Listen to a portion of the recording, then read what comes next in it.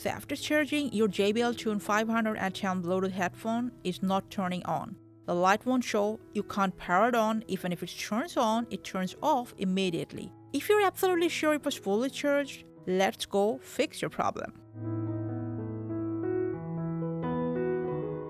Now please remember, after charging, it won't turn on while it's still plugged in. Just go ahead, unplug the device, and try to turn it on. If your headphone is still not turning on, try restarting the device by pressing the power button for 10 to 15 seconds until it powers on. Now your headset should turn on after that. If it didn't, there is a trick that some people have found useful. Just go ahead, press and hold on this volume up and down button for at least 30 seconds.